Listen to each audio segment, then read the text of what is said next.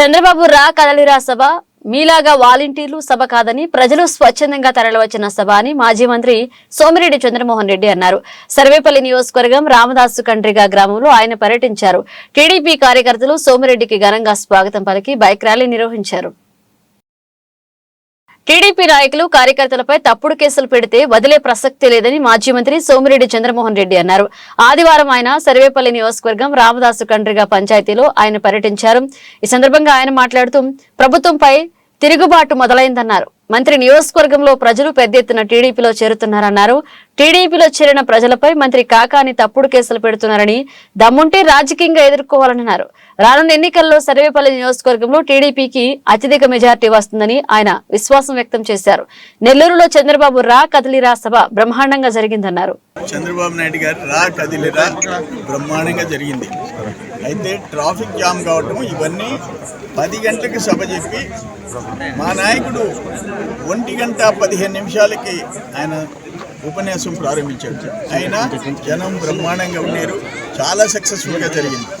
నీ మాదిరిగా వాలంటీర్ల సభ కాదు, నీ మాదిరిగా కూలోళ్ళని దోలుకునే సభ కాదు. జగన్మోహన్ రెడ్డి సభ చూసాం.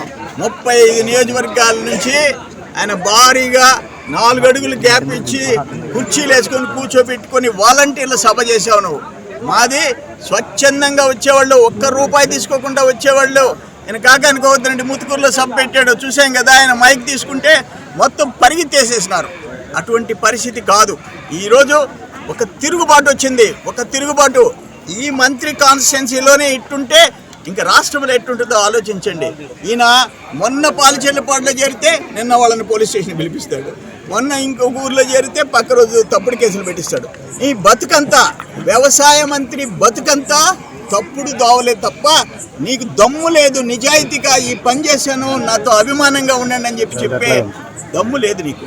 అందుకని ఇప్పుడు మాజీ ఎంపీటీసీ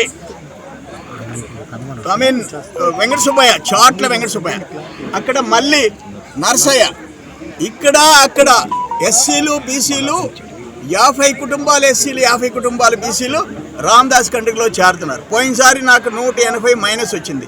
ఇప్పుడు 250, 300 ప్లస్ వస్తుంది. రామదాస్ కండ్రి పంచాయతీలో ఎదుర్కో, నీకు దమ్ముంటే ఎదుర్కో. ఏ ఊరు కూడా నువ్వేం చేయలేవు.